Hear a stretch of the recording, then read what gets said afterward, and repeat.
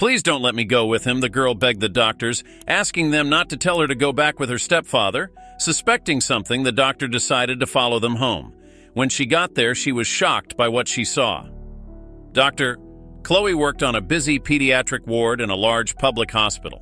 She was known for her dedication and love for the work she did for her young patients. Dennis, who was the director of pediatrics, he was often absorbed in research on congenital heart defects, being a specialist in this field. Dennis had admired Chloe since their university days when they were both interested in the same field. Although they didn't have much time to meet together due to scheduling conflicts, they sometimes managed to eat lunch at nearby restaurants or have coffee at Dennis's office to catch up. "Chloe, there's a conference on congenital heart disease next month, Doctor," Dennis announced, suggesting that Chloe register as well. "Most children with heart defects need surgery and sometimes do not receive appropriate treatment due to lack of diagnosis, Doctor," Dennis added with concern. "I'll go and hope everything will be fine here," Chloe said, referring to her colleagues who also enjoyed attending conferences. "I know, but calm down. I'll tell the pediatricians and cardiologists to go to the conference too. Not everyone will be able to go because we need doctors in the hospital, but it is important to understand this topic and stay up to date with research." Sometimes, when she was in her office, she would read articles on the subject since reading had been her hobby since childhood. As she was getting ready to leave, she ran into Dr. Emily, who was starting her night shift. Her colleague, Dr. Emily, always said that Chloe was too involved with the children and shouldn't pay so much attention to the patients because they had their own parents. Before we continue with the story, I'd like to ask you to subscribe to the channel. It really means a lot to us. Also, feel free to share your thoughts in the comments below. We're asking this because... But Chloe didn't just want to be a rational doctor like so many others. Emily was always critical of Chloe. "You better pay attention to what you're doing. Children's parents may take this the wrong way," Emily commented with a venomous tone. "Why, Emily? Everyone has their own personality, no matter what they do in life, and I'm not breaking any hospital rules. What are you afraid of?" Chloe confronted her friend, who always seemed to be criticizing, complaining, or making sarcastic comments. "What should I be afraid of, Chloe? Please, I'm going to work, and thank God I don't have to meet you in the halls today," Emily replied, dissatisfied, walking away to avoid further conversation. At first, Chloe was having a hard time with it. Emily's words hurt her, making her cry and consider leaving the hospital because the humiliation seemed unbearable. She wondered why Emily was so hostile towards her. One day, an experienced nurse from the pediatric ward, who had seen many stories in the hospital, told Chloe that the reason for Emily's behavior was jealousy. Chloe's empathy and natural warmth overshadowed Emily's, leaving her frustrated. This realization made Chloe adopt a new attitude. Dennis confirmed the nurse's observation, noting that Chloe's popularity, especially her charisma with the children, made Emily feel inferior. The children saw Chloe as their favorite doctor, leading Emily to question the value of her own work as a pediatrician. Deeply reflecting on the situation with Emily, Chloe didn't notice that she had lost track of time until she finished her shift. She took a deep breath before returning home, thinking about the most exhausting aspect of her job. She concluded that the biggest challenge was not the physical exhaustion, but the mental exhaustion of having to be the link between children and their families, especially when she had to deliver bad news. Chloe had a very close bond with each of her patients, which made the emotional burden even heavier. After the meal, Chloe would sit on the sofa and tell her father about her day. "Guess what, Dad?" Chloe said happily, as if her father knew what she was going to say. "What did Dr. Emily do this time?" Roy joked, already knowing what he meant. "He does something every day. It's normal." Today, Dennis informed me about a conference on congenital heart defects. Dennis, Chloe felt a wave of anxiety as she read the patient's records. Concerned about this, she went to the intensive care unit to see the baby. There she met a man dressed in dirty old clothes with a serious and distrustful expression on his face who watched her in silence. "Hello, I'm Dr. Chloe. I'll be taking care of your daughter," she said, receiving no response. "Can you look after her?" asked the man, revealing himself as Marcus, Sophia's stepfather, with a cool tone that did not hide the basis of his worries without revealing more details. "Don't worry, he'll be in good hands.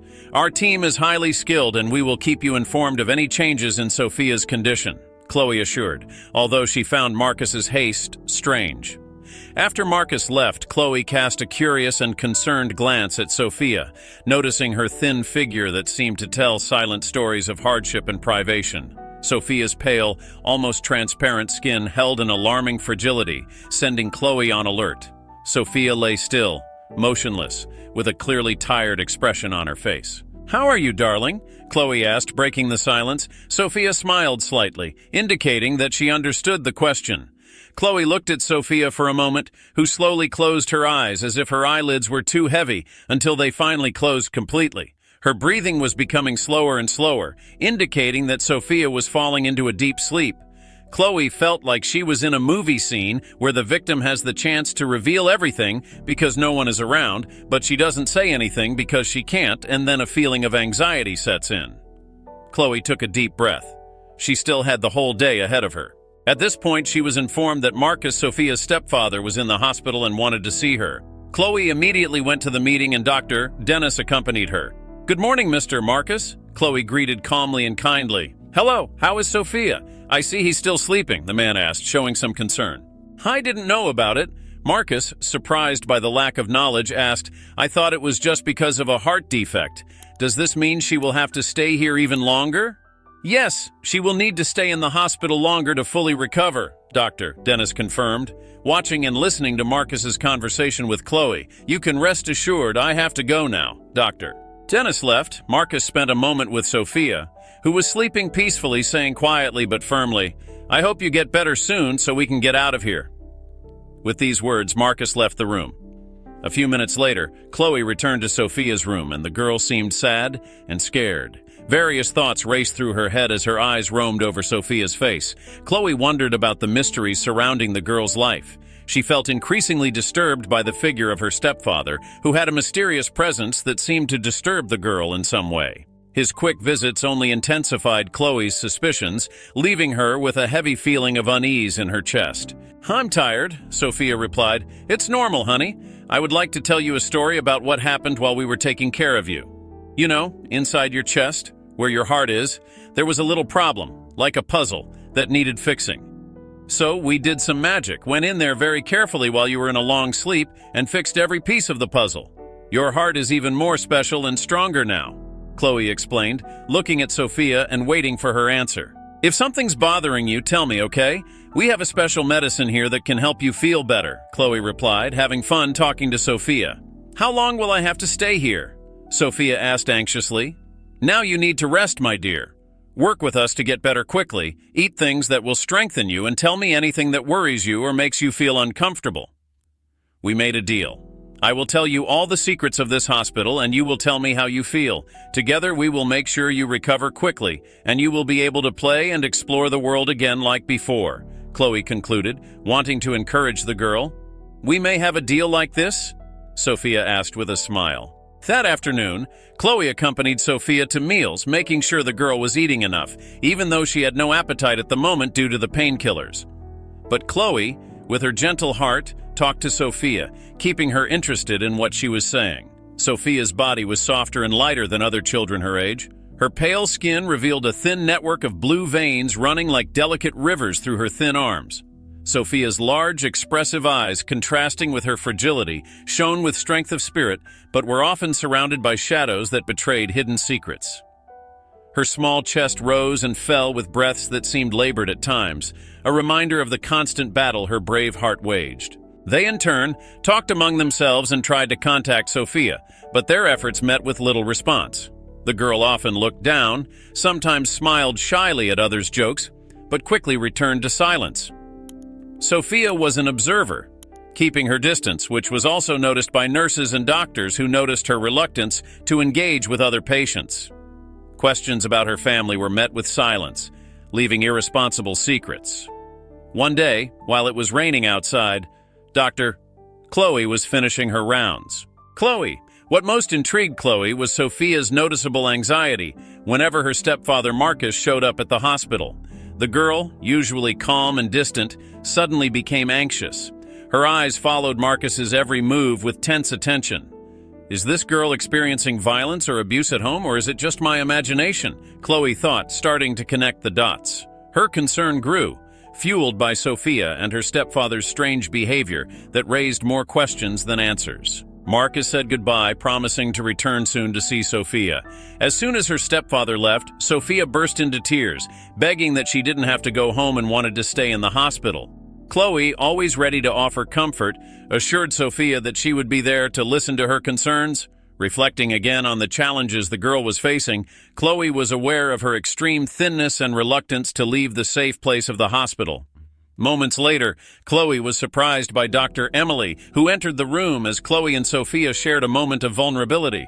"Dennis, who always supports you, will have a problem with it," Emily replied with obvious malice.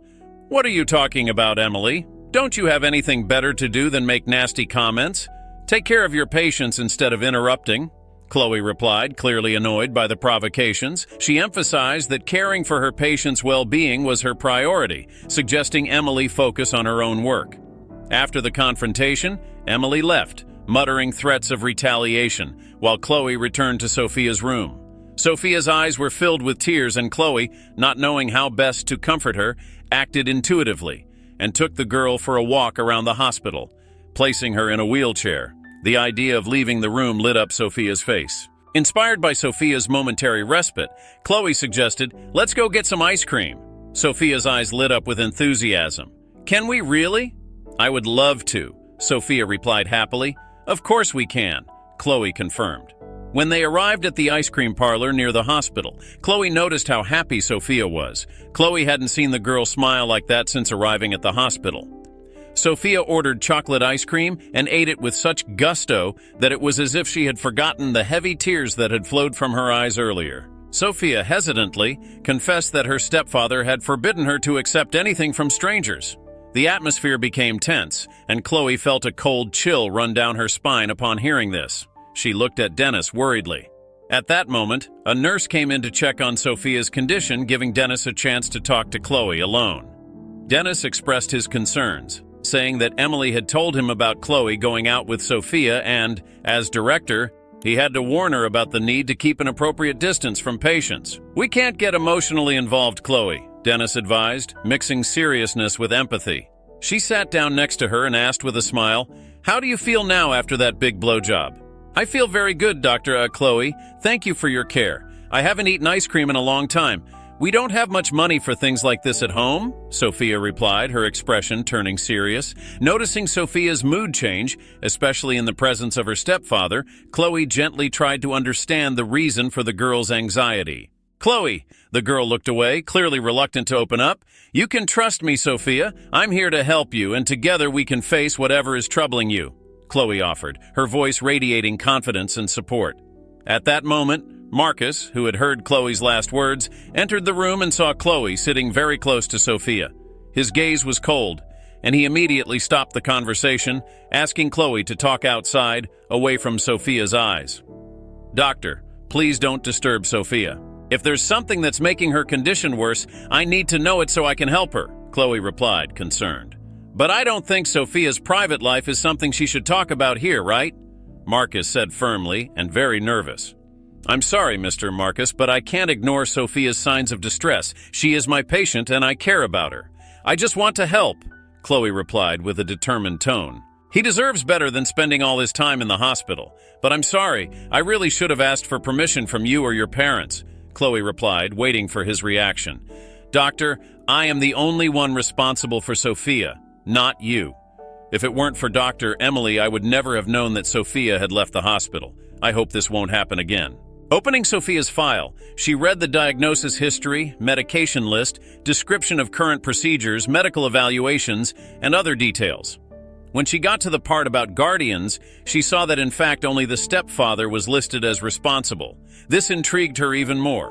Why aren't the parents' names on here, thought Chloe.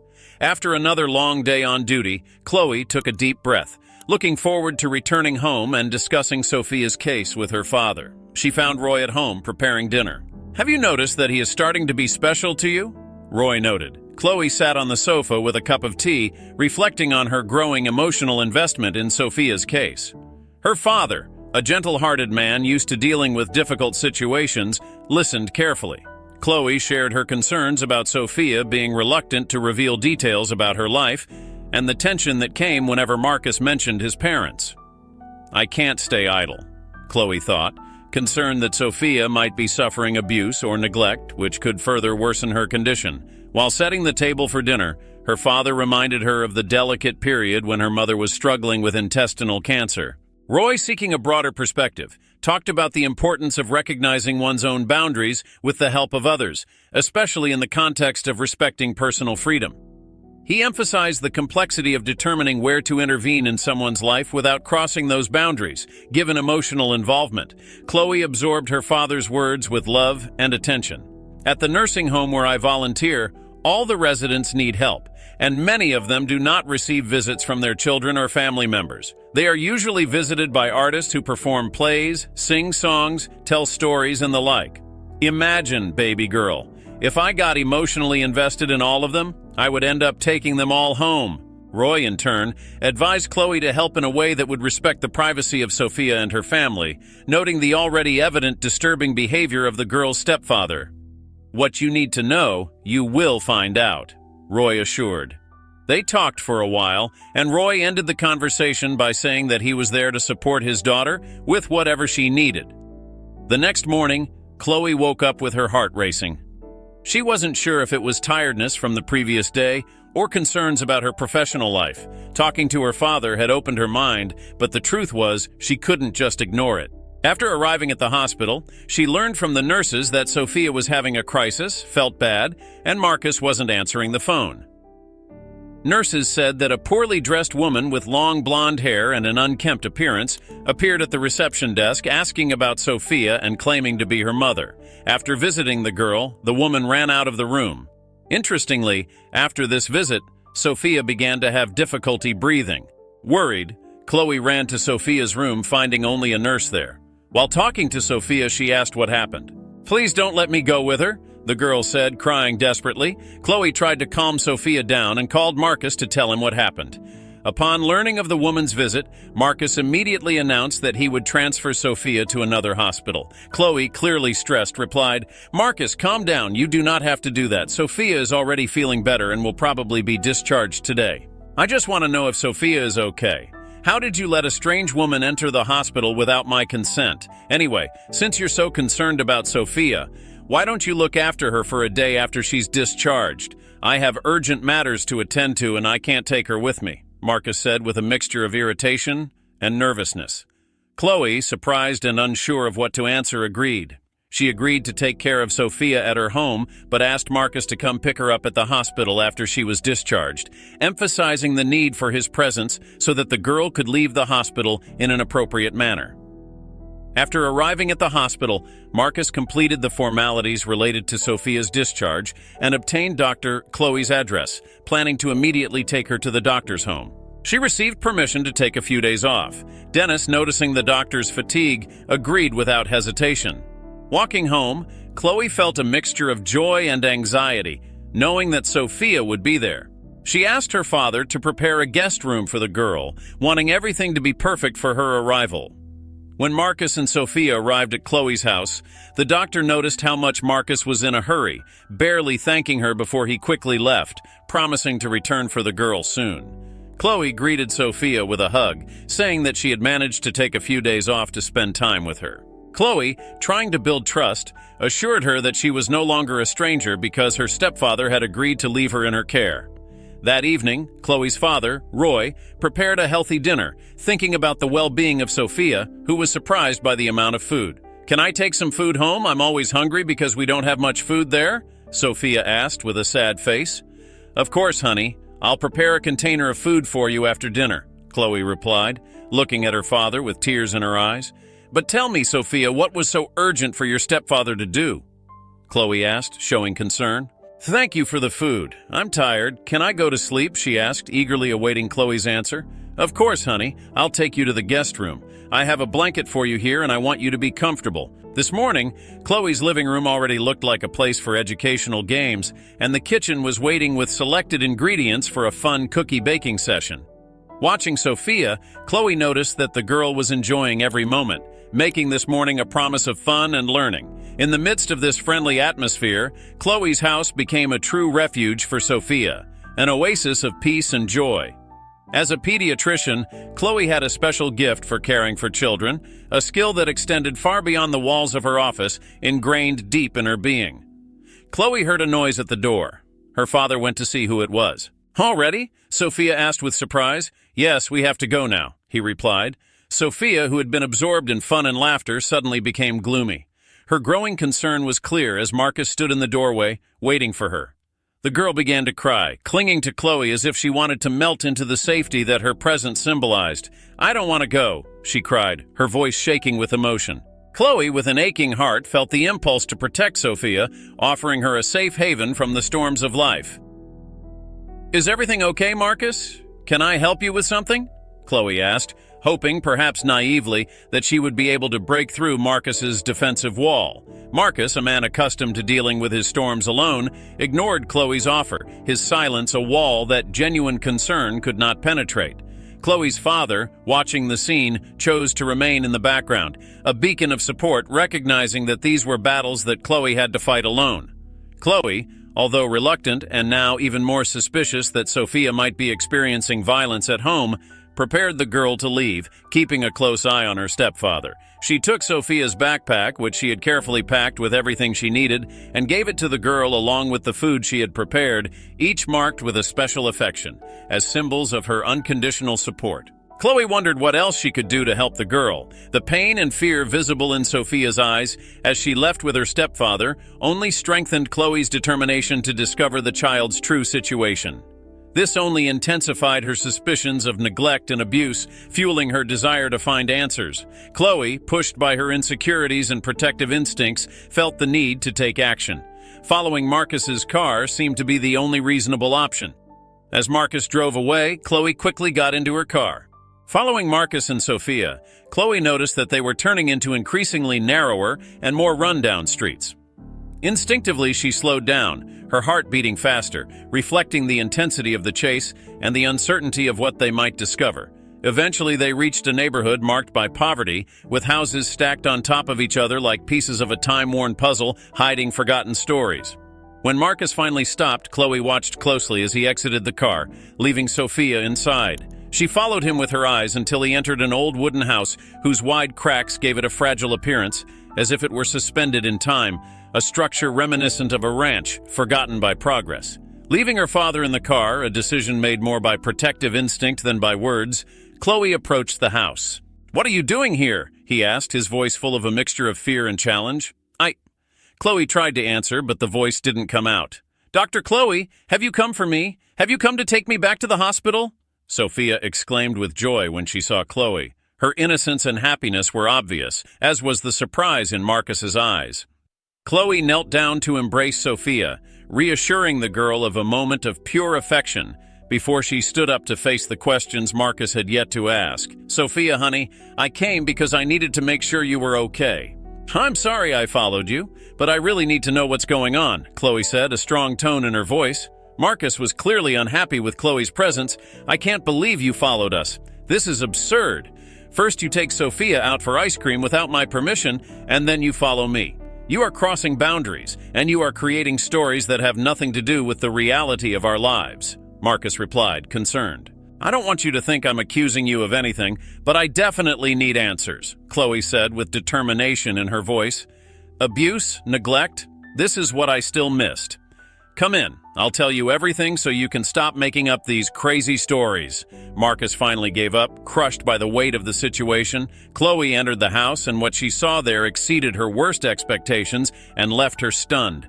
The house was in a terrible condition.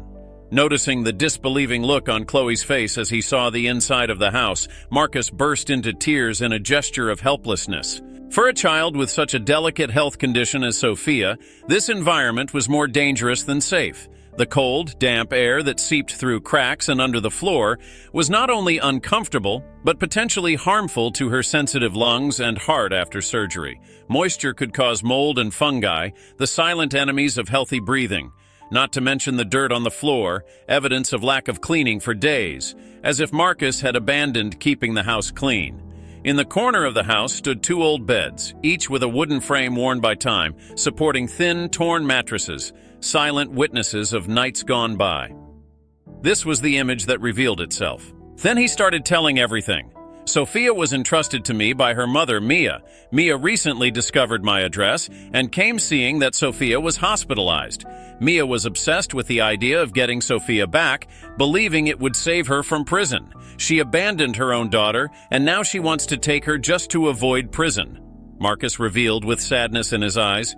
Doctor, the girl associated my presence with the possible appearance of her mother, which made her feel incredibly anxious. This was the reason for her anxiety when she saw me.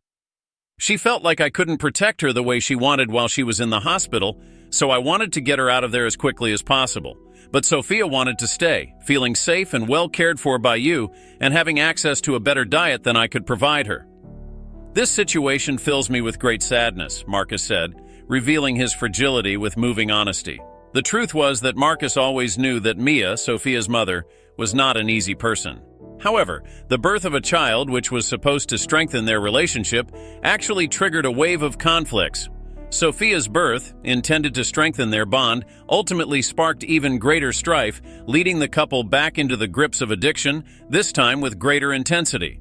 The biological father's health, already weakened, led to a tragic overdose a few months after Sophia was born. After the tragic death of her husband, Mia plunged into the abyss of depression and addiction relapse. Deprived of the financial support she once had, Mia came close to losing her daughter and granddaughter to substance abuse. Her mother, afraid of losing both her daughter and granddaughter, took them under her roof, offering them a safe haven. They quickly married, and Marcus adopted Sophia as his own daughter, nourishing his dream of creating the family he had always wanted. However, Mia's restless soul resisted all attempts at stability.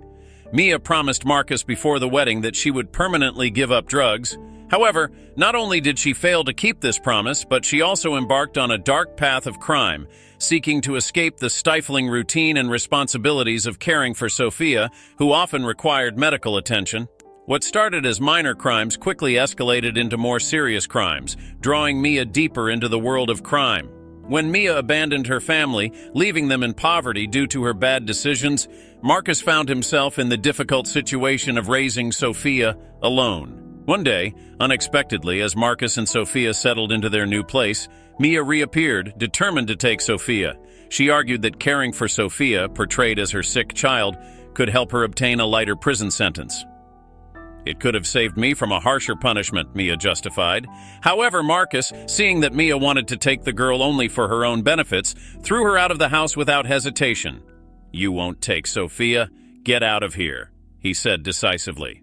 This commitment meant that Marcus and Sophia moved constantly, seeking stability, which was not always possible. Often, Marcus prioritized Sophia's meager medical care funds over paying rent, which eventually led them to live in an abandoned house. Marcus's struggle was not only with material poverty, but also with Mia's past, which still threatened Sophia's safety and well-being. That's why, Dr. Chloe, this paranoia has come about. I live in constant anxiety and overprotection of Sophia. From the outside, Roy, who had been with her until this critical moment, stood watch like a silent observer, catching fragments of the conversation through the cracks. Each word strengthened his determination to lend a helping hand. Driven by a mixture of professionalism and deep empathy, Chloe made a proposal that went beyond the boundaries of convention. "You can stay in my house," she said honestly, cutting through the heavy air. "You will be safe there, away from danger, until we find a solution." Marcus, whose life had been a series of distrust and resistance, was faced with a dilemma. Chloe's offer, while full of kindness, made him feel uncomfortable. At that moment, Roy entered, his imposing figure softened by a gesture of solidarity. Without hesitation, he embraced Marcus and Sophia. "We are in this together. You are not alone," Roy assured, his voice full of strength and comfort. This simple yet profound gesture disarmed Marcus's last reserves, offering him a glimmer of hope in the midst of the storm. Chloe's house, which had previously been just a place to live, would become a refuge for wounded hearts and souls. A beacon of light in the darkness that Marcus and Sophia had fought alone for so long. During this time, the relationship between Marcus and Chloe evolved from cautious coexistence into a strong and deep friendship. Initially brought together by concern for Sophia's well-being, they discovered common interests and a mutual respect that grew every day. Chloe with her compassion and empathy, and Marcus with his growing gratitude and desire for a new beginning found unexpected support in each other. Roy played a key role in Marcus's reintegration into society, using his contacts to help him find a job as a security guard at the central bank, a significant step in rebuilding his life. The bank manager, becoming a friend and mentor, saw more than Marcus's past, recognizing his dedication and desire for change. For Sophia, the change was perhaps the sweetest. Roy, never one to underestimate the power of a good support network, introduced Marcus to a family law attorney he knew. The lawyer, motivated by justice and Sophia's story, took on the case with full commitment. His investigations revealed Mia's even deeper crimes, and most importantly, that she had abandoned her daughter. Armed with irrefutable evidence, the lawyer presented his case in court, arguing passionately that Marcus was indeed Sophia's best chance for a safe and loving future. When the judge awarded Marcus custody of Sophia, it was not only a legal victory, but also recognition of a rebuilt home and a saved future. "I don't know how to express my gratitude to you, Doctor. You are true angels in our lives," he concluded, deeply moved. In the calm that followed the storm of discovery and change, the lives of Chloe, Roy, Marcus, and Sophia found a new rhythm, a new home. The sun shone with a promise of renewal, illuminating the house they now lived in with golden light, signaling new beginnings and hope.